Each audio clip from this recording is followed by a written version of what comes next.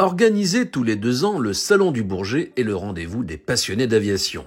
Et on en prend plein les yeux, mais aussi plein les oreilles. Pour cette édition 2025, l'hydrogène est à nouveau visible sur le salon. L'avion le plus abouti est le Dragonfly de Blue Spirit Aero, présenté pour la première fois au Bourget. L'avion à pod est exposé sur le tarmac après avoir fait le show sur l'aéroport du Mans en marge des 24 heures. Il y a moins d'une semaine, on était au Mans pour faire le roll-out officiel de notre avion, donc la première présentation au public, avec non seulement la présentation de l'objet, mais aussi un roulage, et puis un ravitaillement à hydrogène, ce qui était un des objectifs majeurs de la journée. Et puis entre-temps, on a pu démonter l'avion, le remonter ici au Salon du Bourget, où on expose notre fierté en ce premier jour du salon, avec énormément de visiteurs, des institutionnels, des partenaires, des financiers. Et pour l'anecdote, Olivier Savin a été invité par le Premier ministre lors d'un déjeuner sur le salon, l'occasion d'entendre sa vision sur l'avion décarboné. Dans ses premiers discours d'ouverture du salon, il a évoqué à plusieurs reprises l'importance de lancer une filière aviation hydrogène.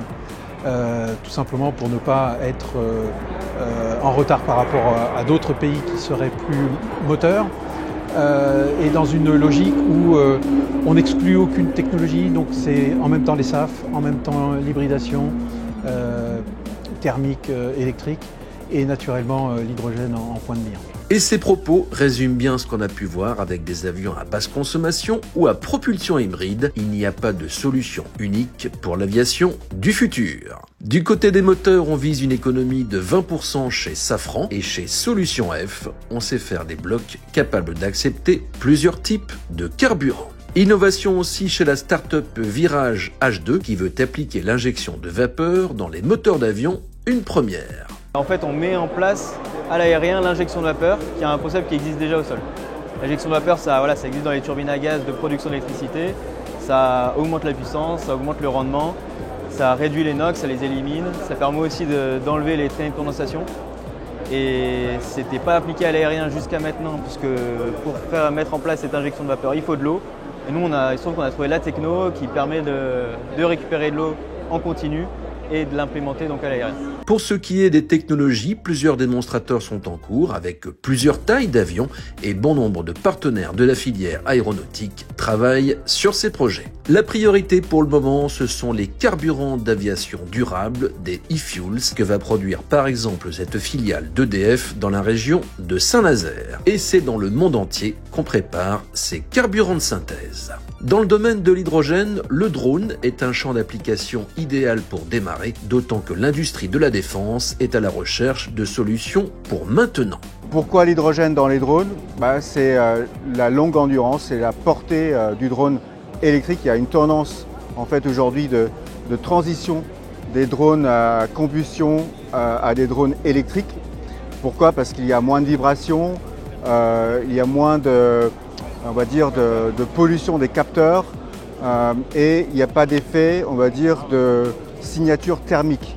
Dans la défense, c'est important. Donc, si le drone souhaite aboutir à son objectif, il faut éviter qu'il soit détecté par l'ennemi.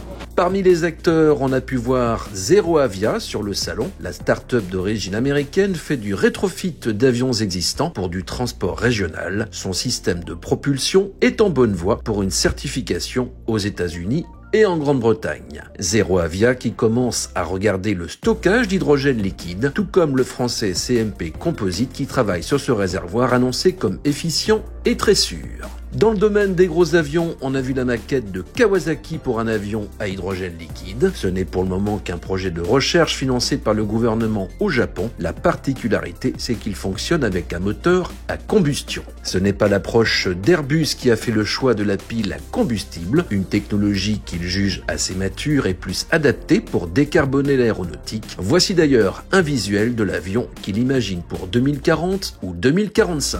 La pile à combustible qui est poussée aussi par cet équipementier de l'aéronautique qui peut aussi prendre en charge la gestion thermique qui va avec. Ce fournisseur croit aussi en l'hydrogène. Mais alors, pour quand des voyages en avion utilisant de l'hydrogène ?